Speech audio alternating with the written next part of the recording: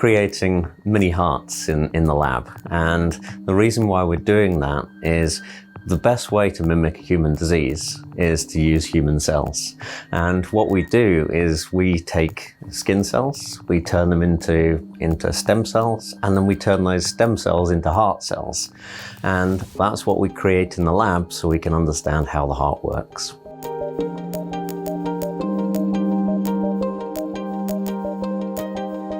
We take these stem cells. They start off by growing in these things that we call flasks, which is basically, it's a sheet of plastic that's treated in a certain way so the cells stick, and then we can make them turn into heart cells.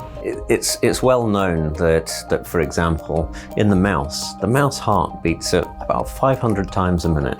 It's 10 times faster than the human heart, or thereabouts. Now, what you can understand from that is that with it beating so fast, that means that the way it works is very different to how the human heart works. And so the challenge we have there is that for heart failure, we can cure heart failure in a mouse, but none of those drugs have translated into the human setting successfully. And so why we want to do this work is not make the mouse heart flutter, but instead prevent the human heart from fluttering instead.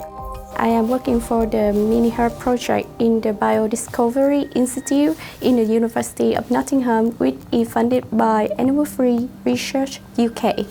And I'm working in stem cell technology with using the human cell to create a model to study about the human disease. The ultimate goal of this research is in order to cut down the yield of animal model. Well, it's been absolutely brilliant to be here at the Biodiscovery Institute at the University of Nottingham, hearing about the way in which cells can be grown in vitro and then experimented on, the way in which skin cells can be used to create stem cells to use to create heart cells, and then research potential to treat genetic heart problems.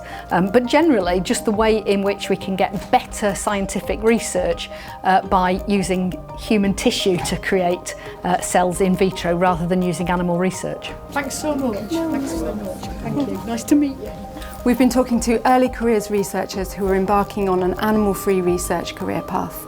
And that's really important because human-relevant research is going to be turned into the gold standard by the next generation. It's really important that we get more funding for animal-free, human-relevant research because that is best placed to find cures for human diseases. So we're urging the government and other decision makers to back the transition to animal-free research and make the UK a science superpower. Animal-free research is a win-win. It's a win for scientists, it's a win for patients, and it's a win for animals.